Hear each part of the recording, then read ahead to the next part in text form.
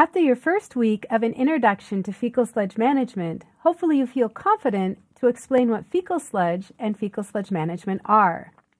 The goal of the first week was to get you immersed in the topic, because once you can understand and define the problem you are working on, then you can start thinking of effective and relevant solutions. You should now have an understanding of the global significance of fecal sludge management, as 40% of the world's population are using on-site sanitation systems, and that number will continue to grow with increasing urbanization. You know what fecal sludge is, how it differs from other types of sludge, factors influencing the wide range of variability, and characteristics that will be important for us to consider with treatment objectives. Did you have a chance to look at the examples provided in this report?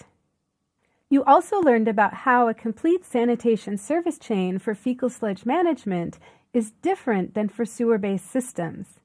In contrast to flush and forget, it is about interactions between people at every step in the chain. Along with this, you also learned about weak links in the service chain. You saw multiple examples with pictures and a video of our FAME and EAWAG research projects. Can you already identify some of the problems that need to be addressed?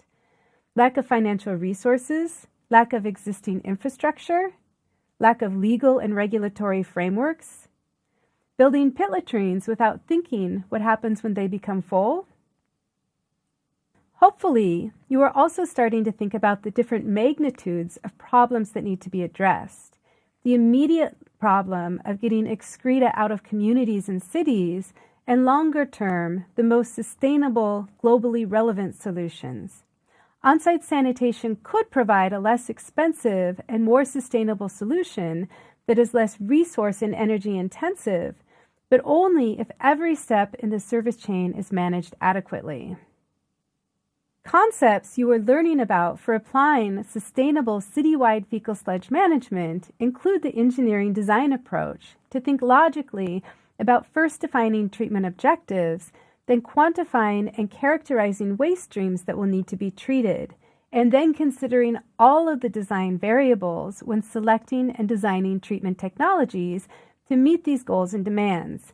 In week 2, we will present fundamentals you need before you can start applying this approach, which will include treatment objectives, resource recovery, a method to select treatment products with the greatest market potential, and how to quantify and characterize fecal sludge on a citywide basis or scale that's relevant to the design of management solutions.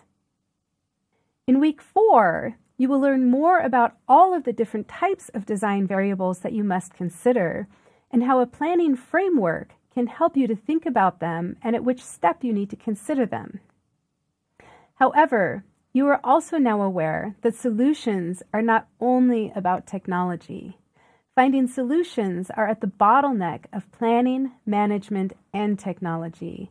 This is why the concept of an integrated systems approach, as laid out in the Fecal Sludge Management book and this course, is so important to follow. Hopefully by now you've had a chance to download and review the book and see that there are 3 distinct sections on technology, planning, and management, and also how they are all integrated. Applying an integrated planning approach at the city level is imperative. The entire enabling environment must be considered.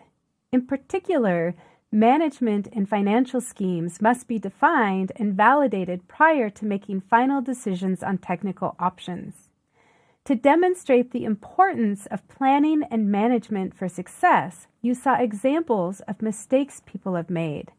For example, when not considering the local context, a lack of institutional frameworks, clear roles and responsibilities, operations and maintenance, and planning. In week 4, we will present more details, including an integrated planning approach, legal frameworks, and enforcement.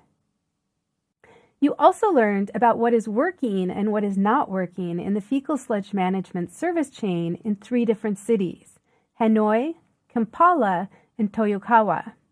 In Hanoi, more people have access to toilets, most households have a septic tank, and there are over 40 collection and transport companies. However, there is nowhere legal to discharge. How will that change with the new Decree 80?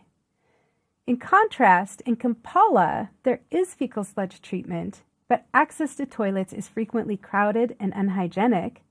Treatment plants are at or over capacity, and fecal sludge in informal settlements is frequently directly discharged to the environment. How will their sanitation master plan change that?